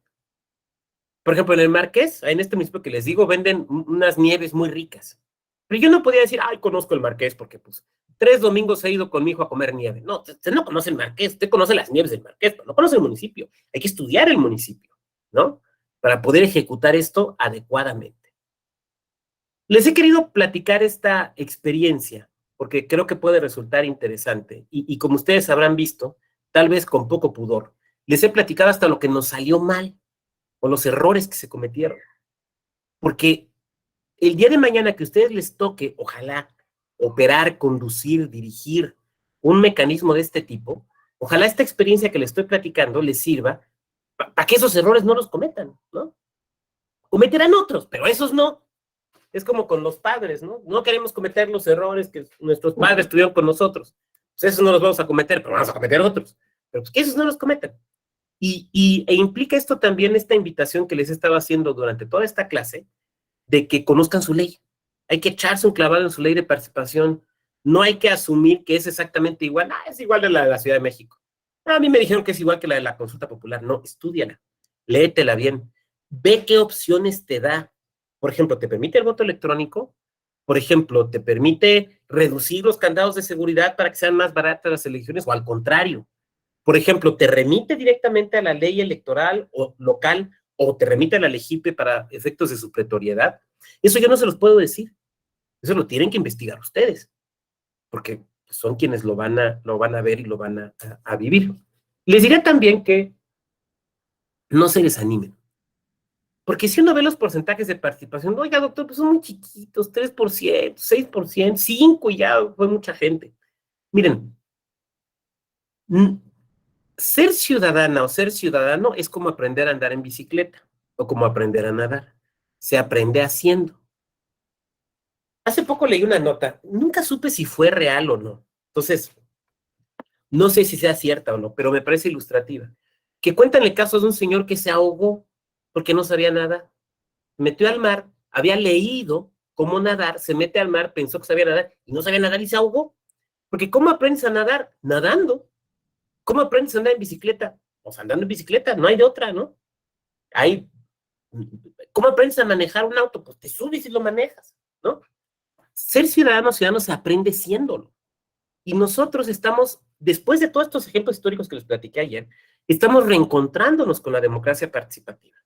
Entonces, claro, la gente pues, tiene desconfianza, la gente a veces no tiene interés, nos tenemos que ir acostumbrando. A lo mejor tenemos que ir decidiendo lo que platicaba yo con Gerardo, creo que ayer lo platicábamos, esta idea de que si lo juntamos o no con las elecciones, bueno, también, ahora, es que esa es una decisión política que no nos toca a nosotros, le toca a las y los legisladores, ¿no? Pero esto es de poco a poco, de poco a poco. Pero en la medida en la que la gente se empieza a acostumbrar a que se les consulta, a que se toma en cuenta sus opiniones, pues esto va a ir creciendo. También les diré una opinión política, perdón, no partidista, pero política, que pueden ustedes compartir o no. El hecho de que se realicen consultas y ejercicios de este tipo conducidos por los órganos electorales locales nos da legitimidad. Porque en esos momentos a quien ve la gente no ve al INE. En las casillas, ¿a quién ve la gente? Ve al INE. Porque en nuestro modelo de casilla única, quien lo administra, ustedes lo saben, es el INE. Entonces, el votante, la votante, ¿a quién ve? Ve al INE, no ve a los institutos locales. Pero en los plebiscitos, referendos y demás, no ve al INE, nos ve a nosotros. Bueno, va a decir, bueno, nosotros usted está en el tribunal, bueno, pues todavía me considero un noble honorario. Ya no voy a tener hijos, pero si tuviera otro hijo le pondría Oplencio, ¿no? Bueno, ya no quiero tener hijos, le pondría Oplencio. Entonces me considero un noble honorario. Entonces, nos ve a nosotros. Son oportunidades de legitimación democrática, de que la gente diga, pues mira, sí están chambeando, ahí están. No, mira, sí se hizo la consulta y salió tal cosa. Entonces, en ese sentido, también hasta como legitimación democrática de los institutos y los organismos electorales locales. También les diré que ayuda como a mantener músculo, ¿no? A mantener músculo. O sea, ya pasaron las elecciones, ya nos relajamos un poquito, pero viene esto y pues otra vez. Entonces, no dejas de estar en forma, digamos, intelectual y hasta física electoral, ¿no? Sigues estando listo. ¿Cómo dicen? Listo para las acciones, ¿no? Entonces, también por ahí yo lo vería. Bueno, yo quisiera dejarlo hasta aquí. He acabado bastante tiempo antes, a propósito, porque yo supongo que van a haber bastantes dudas hoy, ya digamos de las cuestiones prácticas y demás. Entonces, por eso, pues prácticamente estamos dejando más de 30 minutos para las preguntas, comentarios, planteamientos y demás. Si no, bueno, pues yo sigo hablando del tema, pero más bien quisiera escucharles a ustedes. Y sería muy interesante si nos pueden platicar de alguna experiencia que les haya tocado. Miren, es que ha habido muchas consultas. Ha habido consultas en Nuevo León, ha habido consultas en Jalisco, ha habido consultas en Guanajuato, consultas en Yucatán, en Veracruz, en Ciudad de México, en varios estados. Entonces aquí a lo mejor Sujei me dice, oiga, pues a mí me tocó participar en esta, ¿no? Y sería muy interesante, por ejemplo, que también hubiera compañeras o compañeros que nos lo platiquen desde la experiencia de los partidos. Eso también pudiera resultar muy interesante. Bueno, entonces yo lo dejo hasta aquí. Vamos a ir viendo aquí, mientras levantan la manita, vamos a ir viendo los comentarios. Rosa Isela dice, mártires de la democracia. Híjole, los mártires de la democracia son muchas veces los caes y las caes, que en in situ resuelven cosas, y luego se entera uno. Hay veces que te enteras tiempo después, ¿no? Por ejemplo, ya acabó la elección y pues haces una reunión como del desestrés, ¿no? Entonces te estás echando ahí unas aguas locas, entonces ya te dicen, oiga, maestro, pues miren, la verdad es que, mire, pasó tal cosa, ¿y cómo lo resolvimos? Lo resolvimos así, bueno, pues. Pero sí hay, por ejemplo, siempre, aún en los estados más tranquilos, por no hablar de los más complicados, siempre hay casillas que son riesgosonas. Entonces, de repente, por ejemplo, hay que mandar compañeras o compañeros a que vayan a acompañar la entrega del paquete, ¿no? Entonces, pues sabes que van con cierto riesgo. Oiga, pero van acompañando la fuerza pública. Miren, lo que pasa es que a veces la fuerza pública, a veces juega de un lado, ¿eh? No digo que siempre, no digo que todos lados, pero a veces. O hay veces que en la instrucción es, tú nomás acompaña, pero no te metas. Entonces, recuerdo un caso de una compañera, recuerdo un caso de un compañero consejero, no diré de dónde, pero fuera aquí de Oaxaca, que en sesión, bueno, terminando la sesión, lo golpearon, ahí en público. Viene la sesión, se decide una cuestión respecto a una elección de uso de sistemas normativos internos en una comunidad, se anula porque había lugar a la anulación, los de la comunidad se enteran, están muy cerca del instituto, ya estaban advertidos que iba a resolver ese asunto, llegan y en el salón de sesiones al consejero que propuso la nulidad lo empiezan a golpear. De un consejo general, no estoy hablando de ahí en la sierra, en la puerta, no, de un consejo general. Si eso pasa con un consejero del consejo general en el edificio del consejo, ahora imagínense lo que pasa luego en los consejos distritales y municipales. Entonces, ahí es donde hay historias de compañeras consejeras o consejeros que los retienen, que no es otra forma sino de hablar del secuestro, los retienen. Consejos que te toman, consejos que te queman. Sí, pues sí hay. Me acuerdo mucho un video que me mandó una amiga consejera del sur, aquí sí ya no voy a decir estado, donde esto que les estoy platicando, esto que les voy a platicar, yo vi el video. Esto no me lo platicó, yo vi el video. Bueno, es un municipio pegado a otro estado donde la cosa está que arde, literalmente. Entonces, lo que hacen es ordenar que el cómputo no se haga en ese consejo municipal, porque no están las condiciones, sino se haga en el consejo general. Entonces, me manda el video del personal del consejo general en el consejo municipal que empiezan a sacar los paquetes para llevárselos y les empiezan a tirotear. Entonces, en el video se ve el compañero que es funcionario electoral, se pega detrás de una pared, se agacha así, se enconcha y empieza a rezar. Y oyes los plomazos. Esos sí son los mártires de la democracia. Uno, pues fue una noche de desvelo. Esos sí son los mártires de la democracia. Obviamente se fueron sin llevarse los paquetes. Porque, pues, digo, las elecciones son muy importantes, pero no más que la vida, ¿no? Eso sí. O por ejemplo, ocasiones donde te cierran el camino, te bajas para que te dejen pasar la camioneta y nada más ves que te sacan el machete. No te dicen nada, pero te sacan el machete. Entonces, pues, ya no te tienen que decir más como para que entiendas, ¿no? Entonces, sí, ahí hay cosas complicadas. Yo creo que lo que nos pasa a los consejeros y consejeras es más bien el tema de las presiones políticas, mediáticas, están allí. Y esas siempre están. Tú no pienses, así como les dije hace rato que si llega alguna consejera o consejero, estén seguros que les van a impugnar el nombramiento y que los van a querer remover, también estén seguros que los van a presionar. Te van a presionar. O sea, tú no pienses que no, con un poco de suerte, luego ni hablo en las sesiones y a lo mejor ni me van a... No, sí te van a buscar y te van a decir y te van a querer presionar y te van a medir. Tenlo por seguro. O sea, esta chamba es así. Por eso, fíjense, yo recuerdo el comentario de dos compañeras consejeras, no de mi estado, sino de otros. Tampoco diré quiénes, por obvias razones. Pero de verdad, créanme que no me lo estoy inventando. Que venían de ser funcionarias electorales y que eran consejeras. Y ellas dos me dijeron en distintos momentos y en distintos lugares que mejor se hubieran quedado de funcionarias. ¿Por qué? Porque la friega física es mucha, pero la presión política no. Como consejero o consejero, hay friega física, pero sobre todo es la presión política. Entonces, tienes que aprender a sobrellevarla. Y hay gente que ya no le gusta, porque ser consejero es tomar decisiones. Y tomar decisiones es tomar responsabilidades fuertes, importantes, trascendentes. Porque ustedes lo saben, pues hay consejeras y consejeros que han removido.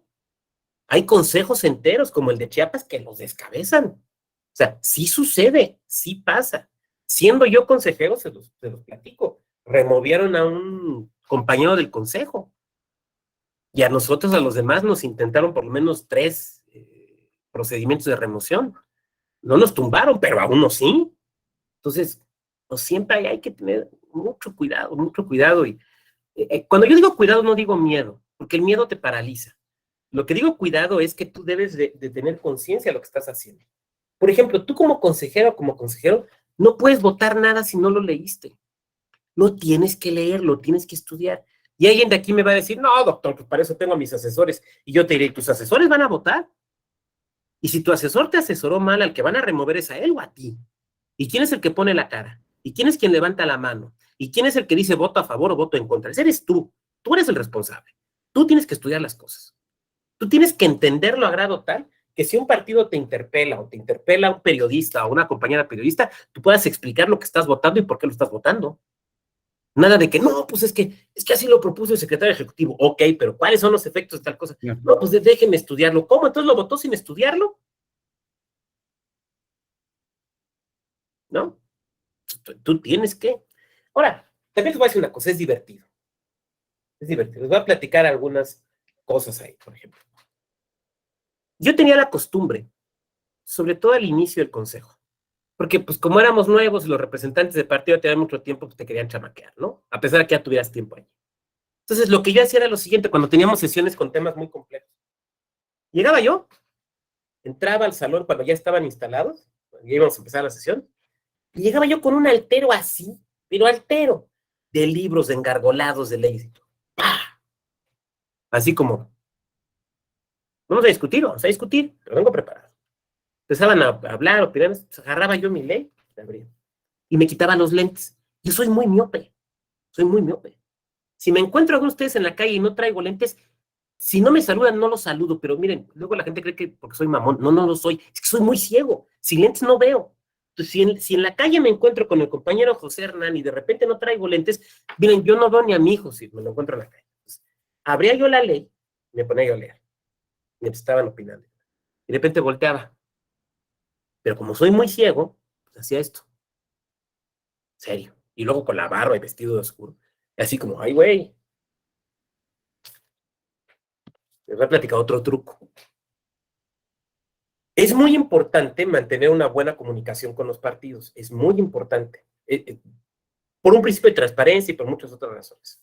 Pero, por ejemplo, cuando teníamos nosotros sesiones de comisión que yo presidía, donde venían temas y cuestiones álgidas, pues yo sabía que, o que podían ser álgidas, pues yo sabía que la sesión podía ser larga. Entonces, pues siempre les tienes algo allí. Ahora, como los institutos locales, particularmente en el que yo estaba, teníamos poco dinero, pues, ¿qué es lo que les ofrecíamos? Café y galletas de esas de bolsita. Entonces, pues ahí había galletitas, esas que son como más, casi como galletas de animalitos, ¿no? Y café. Pero yo les decía a mi secretario, a mi secretaria técnica, les decía, no pongan café normal, pongan descafeinado, porque yo no los quiero acelerados. Pongan café descafeinado, porque el café con cafeína te prende, ¿no? No pongan el descafeinado. El que quieran, todo, que tomen todo el café que quieran, pero descafeinado. Sí, no, pues imagínate encima de, pues ya mejor les doy puños de azúcar, ¿no? Entonces, bueno, y esto que yo les comentaba, siempre una buena comunicación con los partidos políticos, siempre abierta. Y miren, también les voy a decir algo, sí importa mucho tu trayectoria. Les voy a platicar otra anécdota. Perdón que esté hablando de anécdotas, pero es que creo que pueden ser importantes. Siendo profesor de posgrado, mucho antes de ser consejero, en cierta universidad, me pide el director, reprueba a tal alumno. Que no lo voy a reprobar. ¿Por qué? ¿No? Viene, cumple, no lo voy a reprobar. Y no lo troné. Me castigó el director, pero pues ya sabe uno que esto es así. Bueno, Años después, muchos, como 10, 15 años después, me lo encuentro en el Consejo General, era representante de un partido. Llego, tenemos una reunión y todo, o sea, la primera vez que llegaba y todo, ¿y cómo estás? Qué gusto. Y me dice, oye, Vado, pues nos hablábamos de tú porque había sido mi alumno. Me dice, te agradezco mucho. Y yo, ¿de qué? Sé que te pidieron que me reprobaran y no me reprobaste. Ay, pues yo no sabía que tú sabías, pero sí. Imagínense si yo sí lo hubiera tronado. ¿Qué hubieran sabido? Que me pueden doblar con la presión. Porque si se dobló con un director, ¿cómo no se va a doblar con un partido, no? Que pesan más. Entonces sí, tu trayectoria importa porque te miden por tu trayectoria. El que se dobla una vez, pues se dobla más. Nada más, a veces hay que aumentar un poquito el peso, pero el que se va a doblar, se va a doblar. Bueno, ahora sí. Gerardo, adelante. Muchas gracias, doctor. Muy ilustrativo todo lo que nos comenta, y la verdad es que hay una gran cantidad de anécdotas. Personalmente yo podría platicar muchas anécdotas federales. Me tocó mucho tiempo trabajar en el INE. Por supuesto, sé de muchas locales, pero de oídas de los propios compañeros de las entidades federativas.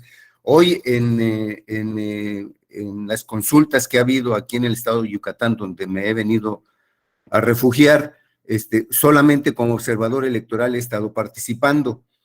Pero independientemente de ello, doctor, me parece que tomando como punto de referencia el título del diplomado que dice las funciones administrativas electorales en las entidades federativas, una cosa muy importante para el desarrollo, para el buen desarrollo de los trabajos en los consejos electorales de los órganos electorales locales es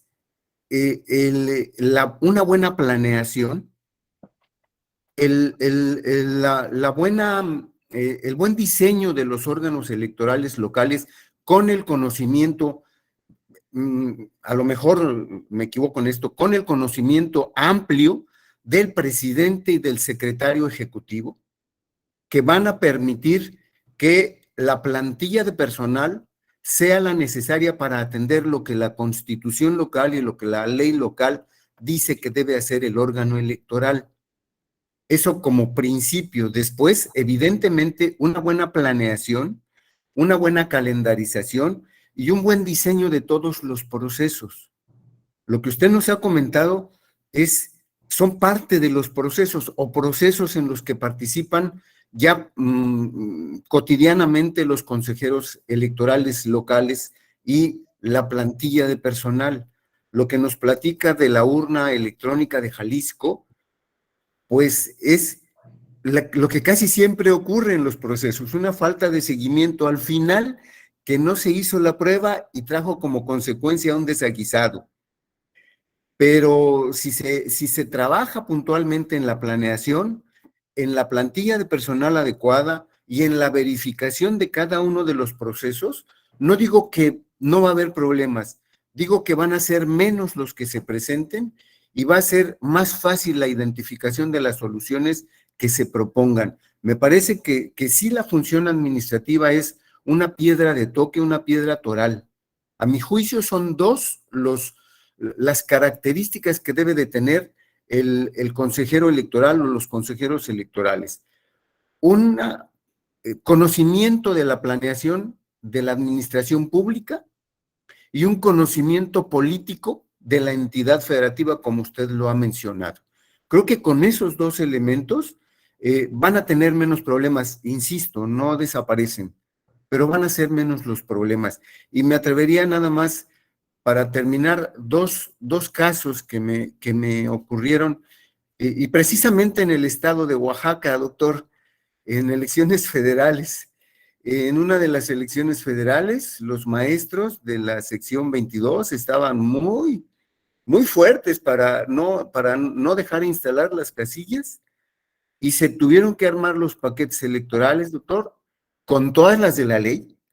Eso sí, con todas las de la ley. Allí al principio fue la legalidad. Se mandaron traer a los consejeros electorales, a los representantes de partidos políticos a la Ciudad de México, para armar los paquetes electorales en presencia de ellos y después distribuirlos sin tener que pasar por los consejos distritales. Estoy hablando de lo federal. Entonces, se logró la instalación de las casillas, usted lo recordará, en alguna elección fuerte, que incluso se llegó a manejar la posibilidad de anular, de cancelar la elección en el estado de Oaxaca. Entonces, se hizo de esa manera legal. El principio que se tomó fue el de la legalidad y se lograron instalar las casillas. Y otro, también cuando en una elección federal, al término, en la noche de la jornada electoral, se presenta el consejero del Consejo Local del Instituto, creo que todavía era federal electoral, y un consejero electoral a una casilla especial, porque para variar querían más boletas en la casilla especial, y mala suerte, llegan, doctor, el consejero presidente y un consejero electoral y los pillan, no los dejan salir y amenazan con quemarlos si no hay más boletas electorales. Ya habrá otra ocasión para platicarle el desenlace. Gracias, doctor. De nada, muchas gracias, Gerardo. Estoy de acuerdo contigo, la profesionalización es fundamental. Recuerdo un caso, habíamos mandado a imprimir las boletas y la documentación, en ese entonces allá se hacía en Talleres Gráficos de la Nación. Tú lo sabes, bueno, varios de aquí lo saben, ahorita no voy a profundizar en eso, pero el diseño de la documentación y material electoral y la producción es algo bien complejo, y eso nadie te lo enseña sino estar ahí. Bueno, estábamos ahí, y obviamente nosotros llegamos con toda nuestra documentación, material y archivos, como debía de ser. ¿Por qué? Porque nuestro señor secretario ejecutivo, nuestro señor director general ejecutivo de organización electoral, era gente con muchas horas de vuelo, y sabían cómo se hacía eso. Nuestro compañero que hacía el diseño tenía cerca de 20 años haciendo el diseño de documentación y de boletos, o sea, gente que sabe su trabajo, ¿no? Nosotros llegamos bien. Llegamos y vemos, no diré qué instituto tampoco, pero créanme que esto, o sea, en serio, miren, no tengo que inventar, en materia electoral no tengo que inventar. La secretaria ejecutiva de un instituto que estaba ahí con el teléfono confirmando los nombres a ver si estaban bien para las boletas. Yo vi eso, dije, güey, eso me pasa a mí y busco un puente y me aviento. O sea, ¿cómo puede ser posible que no tengas, que no llegues siquiera con los nombres bien? Ahora me van a decir ustedes, ay, doctor, eso está bien fácil. No, no está bien fácil, está bien complicado. Porque te llegan, por ejemplo, con el acta con un nombre,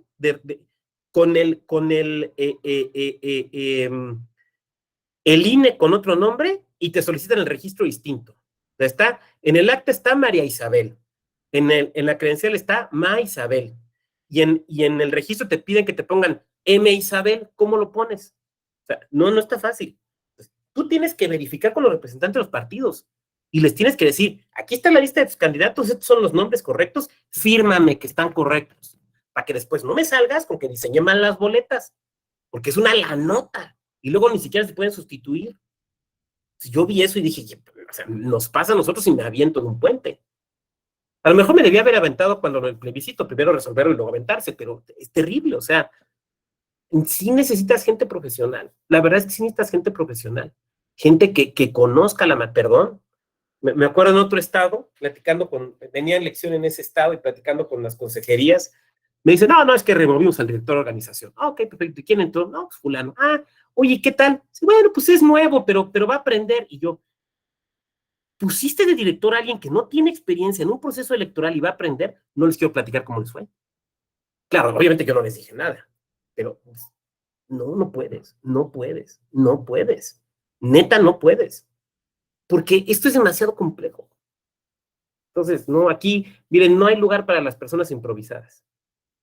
Si va a entrar uno por primera vez, uno tiene que entrar, irse formando y aprendiendo. La verdad es que esto es así, porque si no, no. Y saben, por ejemplo, que es insustituible, creo yo, y Gerardo me podrá corregir, o ustedes me podrán corregir, la experiencia en calle. La experiencia en calle es bien importante. Bien importante. Miren, yo no fui CAE, no he sido CAE ni supervisor, pero sí fui encuestador del INEGI. Sí tengo experiencia en calle, y tener experiencia en calle te ayuda mucho para entender las complejidades que desde un escritorio no vas a ver, pero desde la calle sí. Entonces, esa sensibilidad te la da el haber pues, andado ahí gastando suela. Muy bien, ¿quién más? ¿Qué otra manita? León Felipe, adelante, León. Una pregunta, doctor, referente a lo que nos mencionaba sobre que a la hora de tomar la decisión, en el momento de que hubo el error de la máquina, no se podía o no se contempló la idea de que de cada uno de las urnas extraer la información de los cerebros, porque implicaría abrir paquetes de manera indiscriminada. Y no el hecho también de haber sacado a los testigos de todas las urnas implicaba el mismo acto como tal de abrir los paquetes. Yo creo que no. Y de hecho lo argumenté en la mesa con las consejerías y lo dije en sesión, porque el voto como tal, o sea, lo que traté de dejar muy claro es que el voto estaba en el cerebro, que el cerebro no se había tocado y no se iba a tocar. Por lo tanto, bajo la idea de que si se ordenaba un recuento de votos, el recuento era respecto de lo que está, o sea, o el tribunal quería hacer alguna verificación, era respecto de lo que estaba en el cerebro. Por lo tanto, lo que íbamos a utilizar eran los testigos. Ahora, este argumento funcionaba sí y solo sí no se había detectado disparidad. Por eso lo que yo le pregunté a los compañeros que estaban en casillas era, ¿hubo alguien que dijera, se levantó algún incidente, algún reporte, de alguien que dijera, parece que yo le puché el no y me salió el sí? Porque entonces ya mi argumento me lo echaban para atrás. Pero obviamente, pero afortunadamente no se presentó ese problema. Porque el problema no lo tenía la urna, el problema lo tenía el programita que se corría después. Entonces, ahí no pasó eso. Entonces, por eso lo decidimos así, León. Muchas gracias.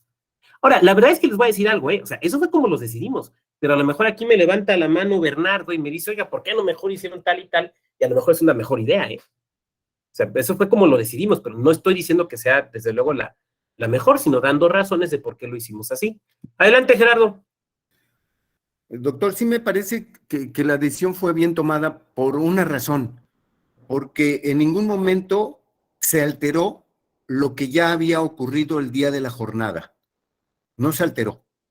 Si se hubiera entrado al software o al programa de la máquina para modificar en ese momento y que el producto fuera ya correcto, entonces sí hubiera habido una modificación, un manipuleo del programa que no estaba contemplado otra vez en los procesos correspondientes. Y entonces sí hubiera habido posibilidades de una impugnación. En este caso, como lo que había eran testigos y eran parte del proceso ante una posible impugnación, entonces funcionó de buena manera, ¿sí? Yo creo que si se hubiera entrado a corregir el sistema, el programa, sí hubiera habido problema porque entonces se pierde la confianza en el programa que ya estaba corriendo. Creo que yo coincido contigo. Ahora, la verdad es que no puedo tener una absoluta certeza porque no hubo impugnación, entonces la decisión no fue validada por tribunales, pero pues tampoco puedo echarla para atrás. Y ningún partido, ni el propio ayuntamiento la impugnó. De hecho, les platico, la respuesta, digamos, la votación fue el no se alcanzó el porcentaje para que fuera vinculativo. Sin embargo, el ayuntamiento lo que dijo es, bueno, pues ganó el no, respetamos el no. Lo cual me parece que pues, era una buena idea, pero pudo haber dicho lo contrario, ¿no? Muy bien, ¿quién más?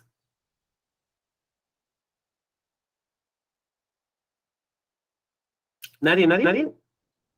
Abel, te escuchamos. Doctor, gracias. Solamente quería preguntarle, ¿salió muy caro el hecho de realizar ese ejercicio, doctor? Mira, vamos a ver, para que no te responda yo de memoria, vamos a ver aquí en el informe del plebiscito. Aquí están las cantidades. A ver, vamos a ver. Aquí está. Información financiera. Total de ingresos, 2.789.237. Bien, aquí está. El presupuesto para el ejercicio fue 2.789.637,78 La verdad, muy barato. Muy barato. Es que sin las urnas se duplicaba o triplicaba el gasto, ¿eh? Se iba muy alto. Entonces, claro, digo, cualquiera de nosotros quisiéramos 2 millones en nuestras cuentas, ¿no? Pero para un ejercicio de este tipo, pues la verdad es que no fue mucho dinero. Ahora, vamos a ver el desglose. El desglose. Servicios personales, o sea, todo lo que es personal, ¿no? Bueno, pues hubo que contratar personal eventual, las primas, porque pues gente que tenía que trabajar en sábado y domingo, lo que hay que dar de aguinaldo, vacaciones, seguro social, cesantía, vejez, Infonavit, porque obviamente esto se tiene que hacer cumpliendo con todos los requisitos legales. O sea, tú no puedes aplicar algo así como una especie de outsourcing electoral y violar los derechos de las personas que van a trabajar en esto. Materiales y suministros, 405. Es que, por ejemplo, vean el desglose de materiales y suministros. Por ejemplo, ¿fue caro lo de vestuarios y uniformes? Sí, ¿por qué?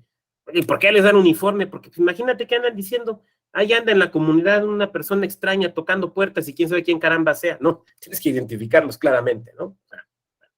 Pero fíjense, por ejemplo, cómo aquí lo más caro de materiales y suministros fue lo informático, por obvias razones.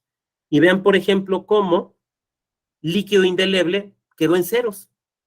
¿Por qué? Porque usamos el de la elección pasada, porque fue muy cerca. Ahora, nada más aquí hay que tener cuidado con algo, ¿eh?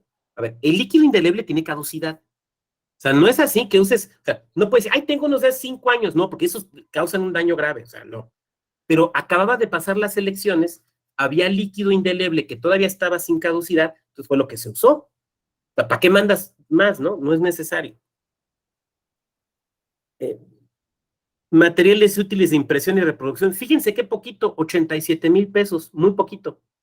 Si hubiéramos tenido que imprimir boletas y actas y demás, o sea, porque no se imprimieron todas las actas, no fue necesario, imagínense el costo aquí. O sea, aquí es donde, ¡pum!, se hubiera proyectado, ¿no? Muy bien.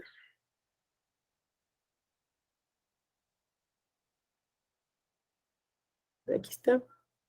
Bueno, este es el desglose, digamos, ya más. Avisos oficiales, radio y televisión, y demás. Las dietas al funcionariado de mesa receptora del voto, siempre hay que dar una dieta, bueno, pues un poquito. Apoyo a capacitadores asistentes. Bueno, ahí están los resultados. Ahí están los resultados. Los datos de costos. No sé si con esto más o menos quede respondida a tu pregunta, Abel. Sí, doctor, solamente quería saber cuántas casillas se instalan en un proceso normal de elecciones y cuántas casillas electrónicas o urnas electrónicas se instalaron.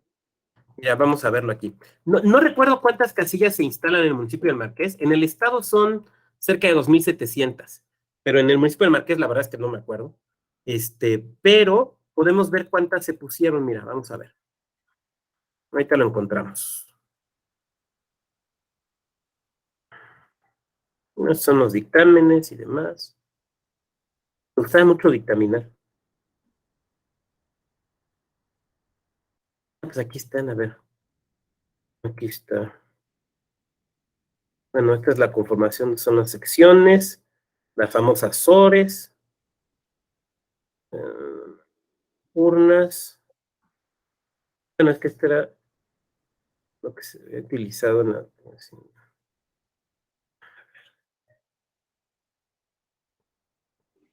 Bueno, aquí está la urna electrónica. Pero ¿cuántas fueron? Ay, es que no me acuerdo. Qué buena pregunta.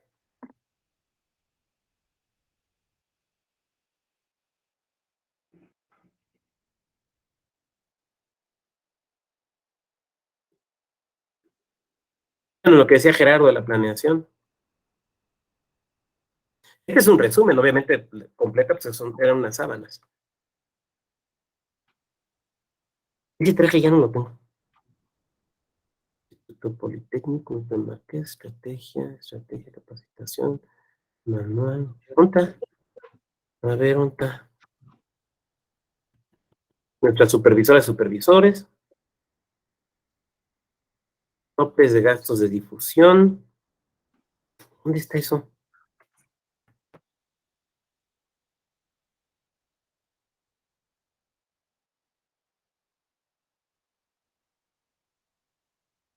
El perifoneo.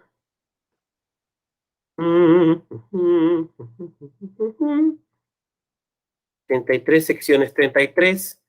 en 33 centros de votación, 5 extraordinarios, o sea, 38. ¿Pero fueron 38 urnas? Sí, creo que en algunas teníamos 2.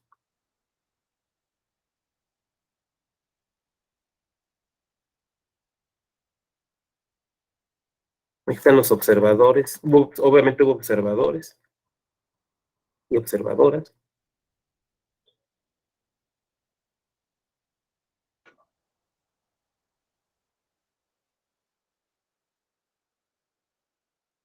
Mecanismo de recolección. Ok, pero... ¿dónde estás?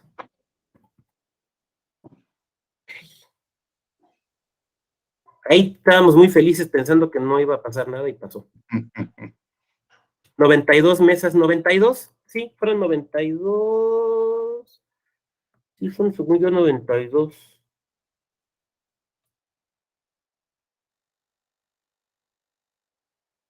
Sí, fueron 92.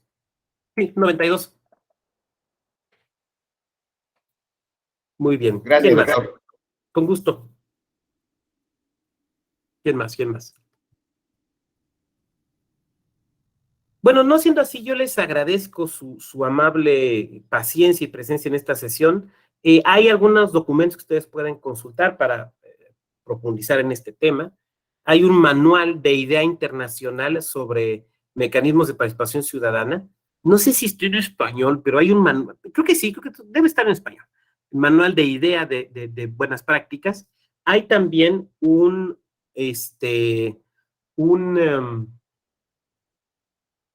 la Comisión de Venecia tiene también un documento que se llama Buenas Prácticas para Plebiscitos y Referendos. También les recomiendo darle una vistita. Ahora, son recomendaciones.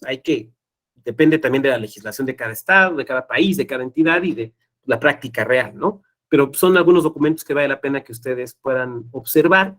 Y pues, hay que meter el comercial, decirles que también tenemos un diplomado en mecanismos de participación ciudadana, donde esto se ven más mecanismos y se ve con una profundidad distinta cada uno de ellos. Entonces, invitarles, si quieren, también a que nos acompañen en ese diplomado.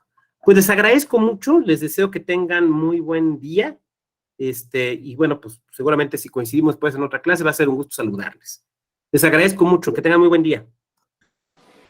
Gracias, Gracias. doctor. Muchas gracias, doctor. Hasta la vista.